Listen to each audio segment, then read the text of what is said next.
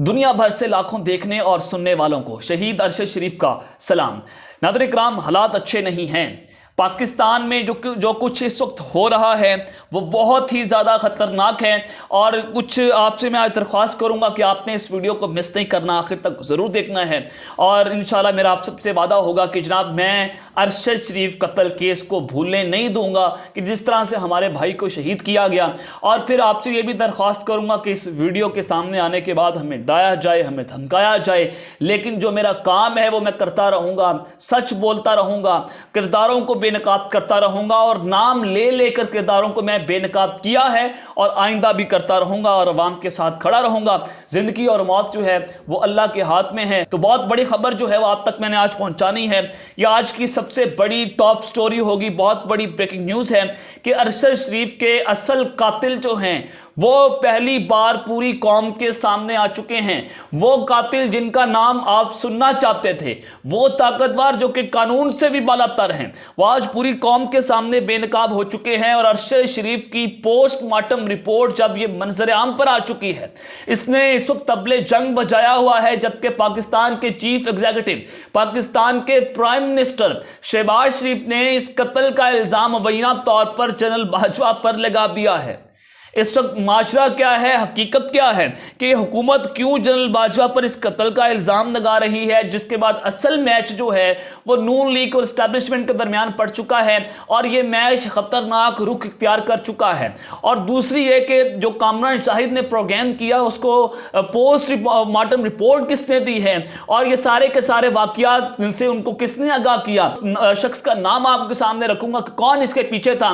ये तमाम तफसीलात आपके साथ हक़ाइक़ रखी जाएंगी। और दूसरी खबर पर जो आज हम बात करेंगे कि एंकर इमरान खान रियाज अरशद शरीफ के बाद उनका नंबर आ चुका है। एंकर इमरान रियाज पर कातिलाना हमला और उनके सर की कीमत लगा दी गई है, जिसने इस वक्त पाकिस्तान में खौफ व हिरास फैला के रख दिया है। और इस हवाले से अहम तरीन तफसीलात हैं वो आपके सामने रखूंगा। एंकर इमरान रियाज खान इस वक्त कहाँ पर मौजूद है, उनके साथ क्या कुछ हो रहा है, ये भी बड़े इंपॉर्टेंट है, ये भी आपको बताऊंगा। और तीसरी खबर पर जो आज हम बात करेंगे कि जनरल बाजवा के खिलाफ अमरीका की मुबैना तौर पर एक खुफिया रिपोर्ट जो है वो सामने आ चुकी है, जिसने इस वक्त हलचल मचाई हुई है। वो अब खुफिया रिपोर्ट क्या है, उसमें क्या कुछ हुआ, उसमें क्या कुछ लिखा गया, ये सब कुछ सामने आ चुका है। लेकिन अगर आपने चैनल को सब्सक्राइब नहीं किया, चैनल को लाजमी सब्सक्राइब कर लें, बेल आइकन को दबा दें। आने वाली तमाम तरह अपडेट्स आपकी खिदमत में बर वक्त पेश होती रहें। नाज़रीन इकराम, सबसे पहली खबर आप स्क्रीन के ऊपर देख सकते हैं कि इमरान खान साहब जो है उनका आज लॉन्ग मार्च दोबारा से शुरू हो चुका है और लॉन्ग मार्च वहीं से शुरू होगा जहां से इमरान खान साहब ने कहा कि हमारे लोगों को 13 गोलियां मारी गई थी। तो इमरान खान साहब ने कहा कि हम मौत के डर से अपने पाँव में जंजीरें नहीं बांध लेंगे, हम हकीकी आज़ादी के लिए अपनी जान देने के लिए भी कुर्बान है। और दूसरी खबर आप स्क्रीन के ऊपर देखें, साबिक वज़ीर दाखिला शेख रशीद साहब ने इस वक्त बड़ी अनहोनी कर दी है। उन्होंने कहा कि बेख्तियार शहबाज शरीफ जाते मिस्र और हस्बे मामूल निकलते लंदन से हैं। नवाज शरीफ ने जितने लोगों को तैनात किया उनसे फटा किया, फैसला मेरिट पर होगा और इलेक्शन होंगे। साथ ही उन्होंने कहा कि अरशद शरीफ की मां को पोस्टमार्टम रिपोर्ट के लिए सुप्रीम कोर्ट जाना पड़ा, इस रिपोर्ट से कौम के दिल दहल गए। लॉन्ग मार्च का तारीखी फैसला कुन पड़ाव रावलपिंडी में होगा। सऊदी अरब के मेहमान अगर पाकिस्तान आए तो हमें भी खुशी होगी। इस्लामाबाद जो है उसमें 13 पार्टियों का नहीं, हमारा भी है। 2 हफ्ते रोजाना ट्वीट करूंगा। ये शेख रशीद साहब ने ये इस वक्त तबले जंग बजाया हुआ है एस्टेब्लिशमेंट के लिए भी और इंपोर्टेड हुकूमत के लिए भी। और इस वक्त असल मैच जो है रावलपिंडी में पड़ा हुआ है। और ये असल मैच किनका है मैं जरा आपको बता देता हूं, क्योंकि मेरे जराये के मुताबिक जो नवाज शरीफ के उम्मीदवार हैं, जिनको नवाज शरीफ चाहते हैं कि जनरल आसिम मुनीर नए आर्मी चीफ लग जाए, तो नए आर्मी चीफ के इस रिटायरमेंट ऑर्डर्स जो हैं वो जारी कर दिए गए हैं मुबैना तौर पर, जो आसिम मुनीर साहब है जिनको नवाज शरीफ साहब चाहते हैं। तो अब ये आर्मी चीफ नहीं लग पाएंगे। और अभी जनरल नुमान साहब का मुबैना तौर पर नाम सर्कुलेट हो रहा है कि क्या नया आर्मी चीफ आएगा या जनरल बाजवा साहब जो है उनको एक्सटेंशन दे दी जाएगी। इसका जवाब आपको वीडियो के आखिर में दूंगा और मुसद्दका इतला दूंगा और अमेरिका की खुफिया रिपोर्ट में आपके सामने रखूंगा। सबसे पहले बात कर लेते हैं अरशद शरीफ के कत्ल के हवाले से, जिनके कातिल आज पूरी कौम के सामने आ चुके हैं। उनकी पोस्टमार्टम रिपोर्ट आपके सामने रख रही है, अभी तक जो मीडिया पर नहीं आई। और तीसरा यह कि नून लीग ने, शहबाज शरीफ ने मुबैना तौर पर जनरल बाजवा पर यह इल्जामात लगाना शुरू कर दिए हैं, उसका पूरे का पूरा बयानिया बनाना शुरू कर दिया है। इसकी वजह क्या है और नून लीग ऐसा क्यों कर रही है, और इससे बाकायदा तौर पर नजर आ चुका है कि इस्टेब्लिशमेंट बामुकाबला नून लीग। अब यहां पर नाज़रीन 23 अक्टूबर 4:30 बजे सुबह यह खबर आ जाती है कि अरशद शरीफ को कीनिया की पुलिस ने जनाब मार दिया है और बताया गया कि ये मिस्टेकन आइडेंटिटी है। और फिर कीनिया की पुलिस ने 4 मरतबा ये बयान तब्दील किए थे। और मैंने आपको बहुत पहले बता दिया था कि अरशद शरीफ साहब को गाड़ी में नहीं मारा गया, उनको कमरे में मारा गया है, तशद्दुद किया गया है, लेकिन कोई उस बात को मानने के लिए तैयार नहीं था। आज आपके सामने सबूत आ चुके हैं, वो सबूत भी आपके सामने रख देता हूं। यहां तक कि हमारे DGISPR और DGISI को भी प्रेस कॉन्फ्रेंस करना पड़ी और उन्होंने बताया कि कीनिया की पुलिस ने मिस्टेकन आइडेंटिटी के तौर पर मार दिया है।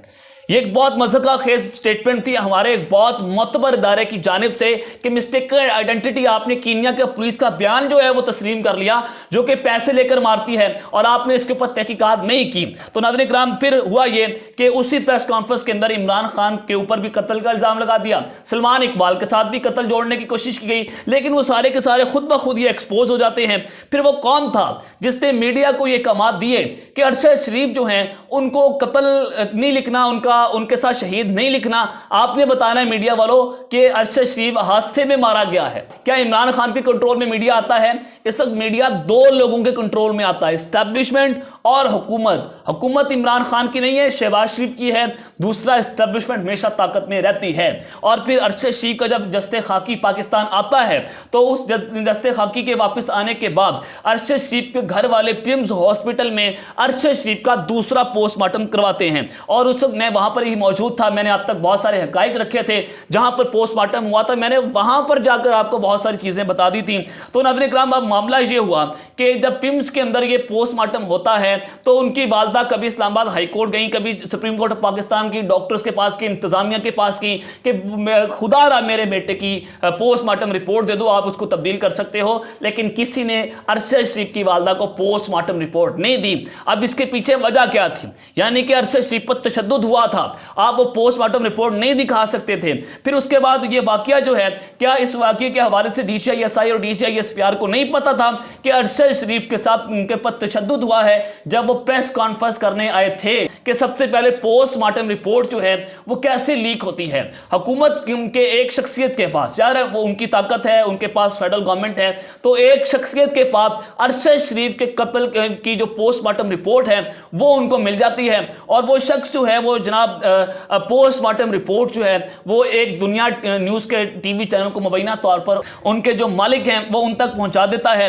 और फिर उस पर कामरान शाही साहब जो हैं वो प्रोग्राम करते हैं पूरे का पूरा कि अरशद शरीफ की मुबैना तस्वीर भी वो जनाब पाकिस्तान के टेलीविजन पर चला देते हैं, जो कि नहीं चलानी चाहिए, जो कि इंटरनेशनल कानून के खिलाफ वर्जी हुई। और अरशद शरीफ के ऊपर जो जुल्म हुआ, जो तशद्दुद हुआ, उसकी तमाम तस्वीर कामरान शाहिद ने अपने मीडिया TV प्रोग्राम पर चला दी। और फिर राना सनाउल्लाह ने बाकायदा तौर पर कहा था कि अरशद शरीफ को कत्ल किया गया है, यह हादसे में नहीं मारा गया। यानी कि ISPR और जो पाकिस्तान की गवर्नमेंट है उनके बयानात में ये क्लैश आया और राना सनाउल्लाह ने ये इल्ज़ाम जो है वो किन के ऊपर लगाया बेहतर तौर पर जानते हैं। और राना सनाउल्लाह ने यह भी वाज़ेह तौर पर कहा कि अरशद शरीफ को कीनिया की पुलिस ने पैसे लेकर मारा है। नाज़रीन कामरान शाहिद साहब ने जो प्रोग्राम किया उसने अपने प्रोग्राम में बताया कि शहीद अरशद शरीफ को मुबैना तौर पर तशद्दुद के बाद कत्ल किया गया और 3 घंटे तक उन पर तशद्दुद किया गया। जब पता चल गया उनके, अगर आप सुनिएगा कि 3 उंगलियों के नाखून खींचे गए, 2 उंगलियां तोड़ी गई, पसलियों के ऊपर तशद्दुद हुआ, उनकी पसलियां तोड़ दी गई, कलाई के ऊपर तशद्दुद के वाज़ेह निशानात हैं, चेहरे पर तशद्दुद के वाज़ेह निशानात हैं और इंतहाई करीब से उनको गोलियां मारी गई हैं। तो नाज़रीन इकराम, अब जो मामला हुआ है कि कामरान शाहिद जिसने कल ये प्रोग्राम किया है दुनिया न्यूज़ पर बैठकर, वो कामरान शाहिद जो कि अपनी मर्जी से कोई ट्वीट भी नहीं कर सकता, वो कामरान शाहिद जो अपनी मर्जी से वॉशरूम भी नहीं जा सकता, वो किसी एजेंडे या हुक्म के बगैर ये इतनी बड़ी रिपोर्ट कैसे लीक कर सकता है जो अरशद शरीफ की वालदा को भी नहीं मिली? और इस सब के पीछे कोई ना कोई बहुत बड़ा खेल है। नाज़रीन इकराम, अब जो ये रिपोर्ट आई है ये एजेंसीज ने नहीं चलवाई, आपने जरा समझ रहे हैं कि हुकूमत ये इल्ज़ाम लगाने की कोशिश करेगी कि एजेंसीज ने सारी रिपोर्ट चलवाई हैं, लेकिन आपको बताया कि हुकूमती शख्सियत को ये रिपोर्ट मिलती है और वो रिपोर्ट आगे फॉरवर्ड करते हैं। इसका वाज़ेह तौर पर मतलब है कि हुकूमत ने ये रिपोर्ट चलवाई कामरान शाहिद से, लेकिन क्यों? आपने ये स्क्रीन के ऊपर पोस्टमार्टम रिपोर्ट देखनी है कि अरशद शरीफ की पोस्टमार्टम रिपोर्ट बिल्कुल बरक्स है जो हकाइक कामरान शाहिद ने कौम के सामने रखे हैं। अब ये पोस्टमार्टम रिपोर्ट गलत और झूठ पर मबनी बनाई गई है और इसको चेंज किया गया। जो असल पोस्टमार्टम रिपोर्ट थी, जो तस्वीर कामरान शाहीन ने चलाई, वो मुबैना तौर पर दुरुस्त हैं। बिल्कुल ऐसा ही हुआ है और ये रिपोर्ट्स, इससे पहले ये इंफॉर्मेशन हमारे पास भी मौजूद थी। तो अरशद शरीफ की पोस्टमार्टम रिपोर्ट पर यह सवाल उठता है कि ये सब कुछ पोस्टमार्टम रिपोर्ट में क्यों नहीं लिखा गया। अब इससे वाज़ेह तौर पर नजर आया कि नून लीग बामुकाबला इस्टेब्लिशमेंट, अब ये नून लीग ने चलवाई और ये एजेंसीज के ऊपर ये इल्जाम लगाने की कोशिश की जा रही है मुबैना तौर पर, क्योंकि हुकूमत जो है वो एक्सटेंशन नहीं देना चाहती और हुकूमत पाकिस्तान मुशर्रफ नवाज अरशद शरीफ कत्ल केस पर मुबैना तौर पर इस पर सियासत कर रही है और इस सियासत को वो खेल रही है पाकिस्तान के अंदर बैठकर। और जनाब जो इस वक्त सियासी महवर बना हुआ है वो नए आर्मी चीफ की तैनाती है और प्रेशर डाला जा रहा है ये सब कुछ करके कि हम आपको एक्सटेंशन नहीं देंगे, अगर आप जो है वो हमारी मर्जी का आर्मी चीफ नहीं लगवाते तो हम आपके खिलाफ अदालत में जाएंगे और अरशद शरीफ कत्ल केस के तमाम सबूत हम आपके खिलाफ अदालत में जाकर पेश कर देंगे और आप पर यह बहुत बड़ा मुकदमा हो जाएगा। तो ये इस तरह की ब्लैकमेलिंग मुबैना तौर पर की जा रही है नून लीग की जानिब से, और क्योंकि अपनी मर्जी का आर्मी चीफ लगवाना चाहते हैं और इमरान खान को जो सियासत से दूर रखे, तो नून लीग ने इस कत्ल का इल्जाम मुबैना तौर पर इस्टेब्लिशमेंट के ऊपर लगा दिया है। राना सनाउल्लाह का बयान भी आपके सामने है। अब जो दूसरी खबर है वो बड़ी इंपॉर्टेंट है कि अरशद शरीफ को जिस तरह से कत्ल किया गया पाकिस्तानी कौम उसको नहीं भूलेगी। अब उस सबके बाद अब दूसरा बाज़मीर शख्स एंकर इमरान खान रियाज वो इनके रिडार पर आ चुका है। उन पर भी कातलाना हमलों की तैयारियां शुरू कर दी गई हैं और बाकायदा तौर पर एंकर इमरान रियाज जो हैं उनकी सर की कीमत लगा दी गई है। आदिल राजा साहब हैं, ये इन्होंने बहुत इंपॉर्टेंट ट्वीट किया है। आज से पहले इनकी बहुत सारी खबरें जो हैं वो दुरुस्त ठहरी हैं। ये साबिक मेजर हैं, पाकिस्तान की फौजी अफसर हैं और इस वक्त लंदन में क़याम पजीर हैं। तो इन्होंने कहा कि मेरे मुस्तदका ज़राए के मुताबिक मुबैना तौर पर अरशद शरीफ शहीद के बाद अब इमरान रियाज खान के सर की कीमत अदा कर दी गई है और डर्टी हैरी के कातिल की टीमें इमरान रियाज के ताकुब में हैं, कुछ भी नहीं बदला। इमरान भाई प्लीज अपनी हिफाजत को यकीनी बनाएं। और उस सबके बाद नाज़रीन किराम जो अमरीकी रिपोर्ट सामने आ चुकी है, जनरल बाजवा साहब के हवाले से बहुत बड़ा क्लेम सामने आया है, वो भी बड़ा इंपॉर्टेंट हो चुका है। और ये क्लेम पाकिस्तानी सहाफ़ी ने नहीं किया, बल्कि ये क्लेम जो है वो इंटरनेशनल जर्नलिस्ट ने किया है, जो कि एडिटर है निकी एशिया के, और ये बहुत बड़ा अखबार, बहुत बड़ी सोशल मीडिया एजेंसी है, उनकी जानिब से ये बहुत बड़ा क्लेम सामने आया है। अब वो कहते क्या हैं कि Bajwa has a clear choice that will put an end to all this, make an official statement. He had made one earlier this year through official DGISPR that he is indeed retiring by end of November. Only that will take the wind out of the sail of speculation, but he choose not to. उन्होंने कहा कि general Bajwa ने वाज़ेह तौर पर बता दिया था और DGISPR ने भी इस साल के आखिर पर बताया था कि जनाब जो जनरल बाजवा साहब हैं वो नवंबर के आखिर पर रिटायर हो जाएंगे। लेकिन ये सारी की सारी स्पेकुलेशन जो हैं वो चल रही थी और फिर ये जो मजीद क्लेम जो हुआ जनरल बाजवा का अमेरिका में एक अंदर, और अमेरिका ने उस हवाले से क्या बताया है वो जरा आपको सामने रख देता हूं कि to be clear, general Bajwa had 2 public meetings, a breakfast with Washington think tankers and another one with the diplomat साहब। डिप्लोमेट साहब से भी जनरल बाजवा ने एक ब्रेकफास्ट किया और जो वाशिंगटन के थिंक टैंक्स थे उनके साथ भी उनकी एक मुबैना तौर पर मीटिंग होती है और उस मीटिंग में उन्होंने किसी भी किस्म की अपनी रिटायरमेंट के हवाले से लिखा गया है कि कोई कंफर्मेशन नहीं दी कि वो जनरल बाजवा जो हैं वो रिटायर होने जा रहे हैं। और मजीद उन्होंने ये सवाल पूछा है, मजीद उन्होंने कंफर्मेशन की है कि 2 diplomat in Washington have independently confirm that general Bajwa didn't confirm his retirement at the Pakistani embassy lunch, कि पाकिस्तान की एम्बेसी में जब वो लंच कर रहे थे जनरल बाजवा साहब ने उस वक्त भी अपनी रिटायरमेंट की कंफर्मेशन नहीं की थी। जब उनसे सवाल पूछा गया था कि क्या आप रिटायर होने जा रहे हैं, जनरल बाजवा साहब ने उसकी कंफर्मेशन नहीं की थी। तो इसके पीछे बड़ा वाज़ेह हो जाता है कि जनरल बाजवा साहब क्या रिटायर हो जाएंगे। अगर नहीं होंगे तो अमेरिका ने तो वाज़ेह तौर पर कह दिया है, उनके डिप्लोमेट्स, उनके थिंक टैंक की जो रिसोर्सेज हैं वो वाज़ेह तौर पर लिख रहे हैं कि जनाब वो रिटायर नहीं हो रहे। तो अब तक के लिए इतना ही, अपना ख्याल रखिएगा। इस चैनल पर लाज़मी ख्याल रखना। अल्लाह ने के बाद पाकिस्तान जिंदाबाद।